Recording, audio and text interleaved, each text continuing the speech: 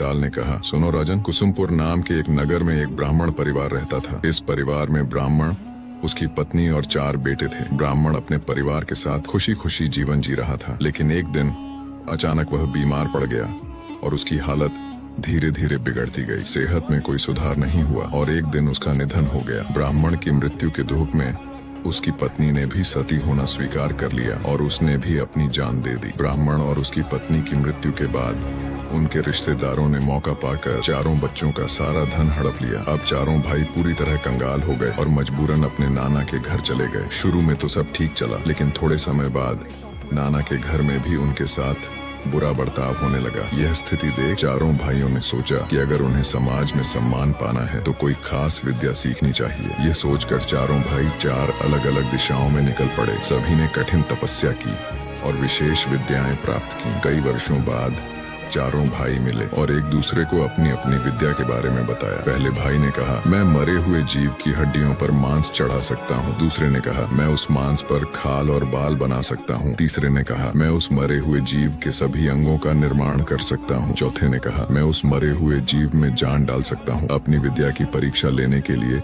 वे जंगल में गए, जहां उन्हें एक मरे हुए शेर की हड्डियां मिली। पहले भाई ने हड्डियों पर मांस चढ़ा दिया, दूसरे ने खाल और बाल बना दिए, तीसरे ने अंगों का निर्माण कर दिया और चौथे ने उसमें जान डाल दी। शेर के जीवित होते ही उसने 4 भाइयों को मार डाला। इतना कहकर बेताल ने विक्रम से पूछा, राजन बताओ, इन 4 में सबसे बड़ा मूर्ख कौन था? विक्रम ने जवाब दिया, इन 4 में सबसे बड़ा मूर्ख चौथा भाई था। जब उसे पता चल गया कि यह शेर का शरीर है, फिर भी उसने उसमें जान डाल दी। यह उसकी सबसे बड़ी मूर्खता थी। विक्रम का जवाब सुनकर बेताल बोला, तूने सही जवाब दिया, लेकिन शर्त तोड़ दी। मैंने कहा था कि अगर तू बोलेगा तो मैं वापस पेड़ पर चला जाऊंगा। ऐसा कहकर बेताल फिर पेड़ पर जाकर लटक गया। राजा ने फिर से बेताल को पेड़ से उतारकर अपने कंधे पर बैठा दिया। तभी बेताल ने 23वीं कहानी शुरू की।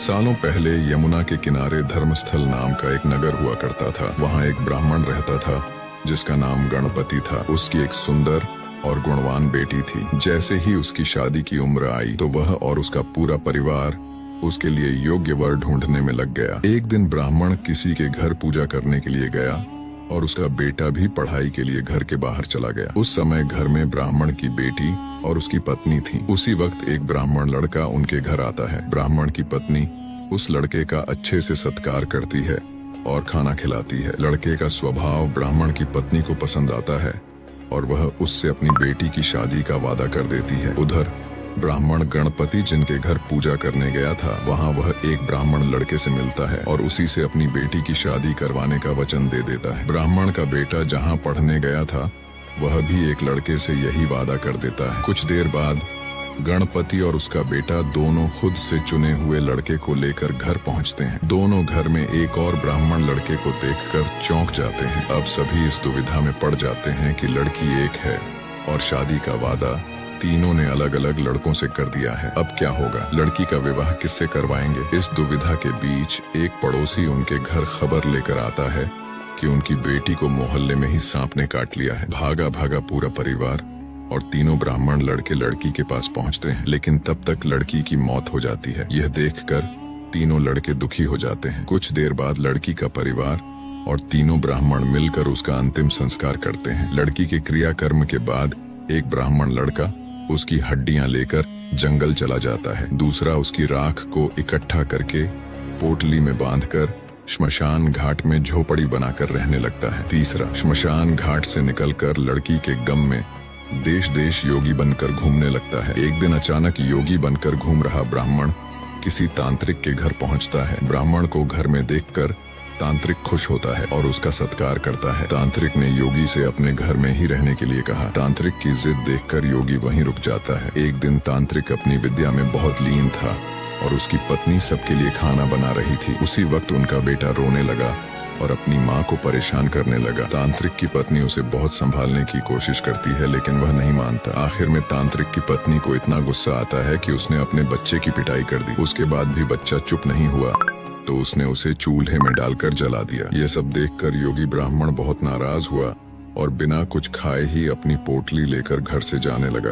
इतने में तांत्रिक आता है और योगी से कहता है, महाराज खाना तैयार है, आप इस तरह गुस्से में बिना खाए यहाँ से न जाएं। गुस्से में योगी ने कहा, मैं इस घर में एक पल भी नहीं रुक सकता। जहाँ ऐसी राक्षसी रहती हो वहाँ मैं कैसे कुछ कर सकता हूँ। इतना सुनते ही तांत्रिक झट से चूल्हे के पास जाता है और एक किताब से मंत्र पढ़कर अपने बेटे को जिंदा कर देता है। यह सब देखकर योगी हैरान रह जाता है। उसने सोचा कि अगर यह किताब मेरे हाथ लग जाए तो मैं उस लड़की को जीवित कर सकता हूँ। योगी यह सोच ही रहा था कि उधर तांत्रिक अपने बेटे को जीवित करने के बाद फिर से खाना खाने का आग्रह करता है। योगी खाना खाता है और वहीं रुक जाता है। अब योगी के दिमाग में बस यही चल रहा था कि किसी तरह से उस किताब को हासिल कर ले। सोचते सोचते रात हो जाती है। सब खाना खाकर सो जाते हैं। आधी रात को योगी उस मंत्र वाली किताब को लेकर तांत्रिक के घर से सीधे श्मशान घाट पहुंचता है। वहां वह सबसे पहले झोपड़ी बनाकर रह रहे ब्राह्मण को बुलाता है और उसे सारी कहानी सुनाता है। इसके बाद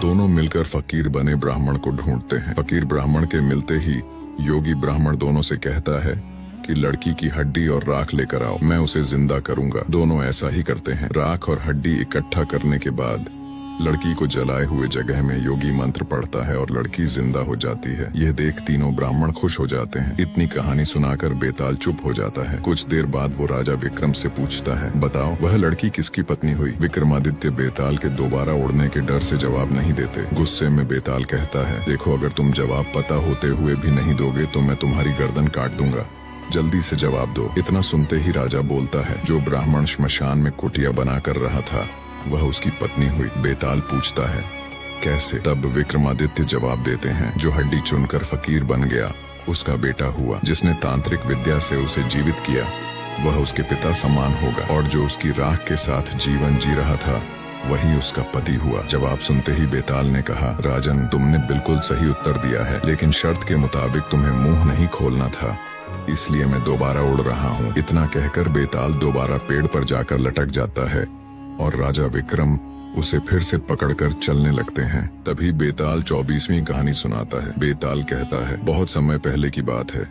एक राज्य पर मांडलिक नाम का राजा का शासन था। उसकी एक सुंदर पत्नी और एक बेटी थी। राजा की पत्नी का नाम चड़वती और बेटी का नाम लावण्यवती था। जब लावण्यवती बड़ी हुई और उसके विवाह का समय आया तो राजा मांडलिक के करीबियों ने उसके राज्य पर कब्जा कर लिया और राजा को परिवार सहित राज्य से बाहर कर दिया। राजा अपनी पत्नी और बेटी के साथ मालव देश की ओर चल पड़ा, जो उसकी पत्नी चड़वती के पिता का राज्य था। रात होने पर उन्होंने जंगल में ही रुकने का निर्णय लिया। राजा ने अपनी पत्नी और बेटी से कहा कि तुम जाकर कहीं छिप जाओ, क्योंकि इस इलाके में भील रहते हैं और वे रात में परेशान कर सकते हैं। राजा की बात सुनकर चड़वती और लावण्यवती जंगल में जाकर छिप गईं। उसी समय भील राजा पर हमला कर देते हैं। राजा बड़ी बहादुरी से भीलों से लड़ता है, लेकिन अंत में मारा जाता है। भीलों के जाने के बाद जब चड़वती और लावण्यवती बाहर आती हैं, तो राजा को मरा हुआ पाती हैं। राजा के शव को देखकर दोनों बहुत दुखी होती हैं। वे शोक मनाते हुए एक तालाब के किनारे जा पहुंचती हैं। उसी समय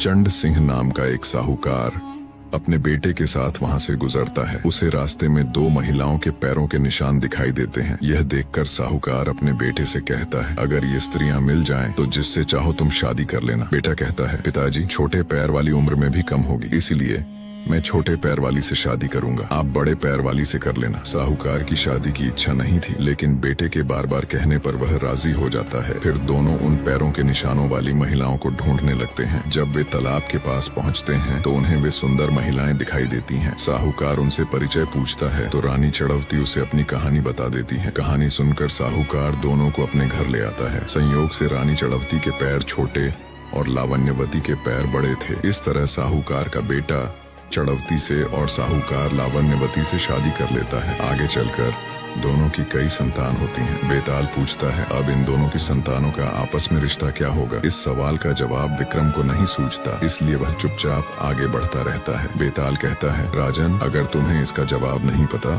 तो परेशान होने की जरूरत नहीं है। मैं तुम्हारे पराक्रम और धीरज से बहुत खुश हूँ। अब तुम इस मुर्दे को योगी के पास ले जाओ। जब योगी तुमसे सिर झुकाकर प्रणाम करने को कहे तो तुम उनसे कहना कि पहले आप करके दिखाएं। जैसे ही योगी सिर झुकाए, अपनी तलवार से उसका सिर काट लेना। इससे तुम चक्रवर्ती सम्राट बन जाओगे। अगर तुमने ऐसा नहीं किया तो योगी तुम्हारी बलि दे देगा और सिद्धि प्राप्त कर लेगा। इतना कहकर बेताल मुर्दे का शरीर छोड़ देता है और राजा विक्रम मुर्दे का शरीर लेकर योगी के पास पहुंच जाता है।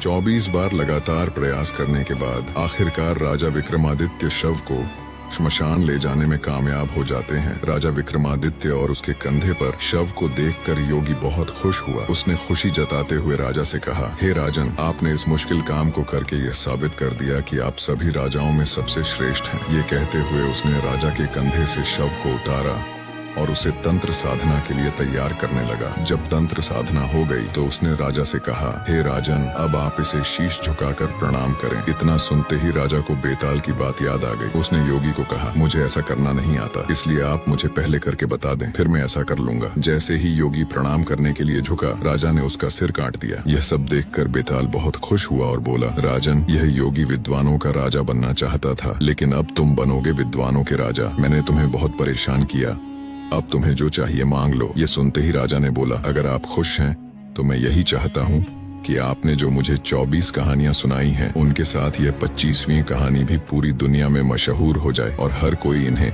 आदर के साथ पढ़े। बेताल ने यह सुनते ही कहा, जैसी आपकी इच्छा ऐसा ही होगा। ये कहानियां बेताल 25 के नाम से जानी जाएंगी और जो भी इन्हें ध्यान से पढ़ेगा या सुनेगा, उनके पाप खत्म हो जाएंगे। इतना कहकर बेताल चला गया और उसके जाने के बाद शिव जी ने राजा को दर्शन दिए। शिव जी ने प्रकट होकर राजा से कहा, तुमने इस दुष्ट योगी को मारकर एक अच्छा काम किया है। अब तुम जल्द ही 7 द्वीपों समेत पाताल और पृथ्वी पर राज करोगे। जब तुम्हारा इन सभी चीजों से मन भर जाए तो तुम मेरे पास चले आना। इतना कहकर शिव जी वहाँ से चले गए। इसके बाद राजा अपने नगर गए और वहाँ जब सबको राजा की वीरता के बारे में पता चला तो सभी ने राजा की प्रशंसा की और खुशियां मनाई। कुछ ही वक्त बाद राजा विक्रमादित्य धरती और पाताल के राजा बन गए। जब उनका मन भर गया तो वे भगवान शिव जी के पास चले गए। शिव जी के सच्चे भक्त कमेंट में जय भोलेनाथ जरूर लिखे। हमारे चैनल को सब्सक्राइब करें।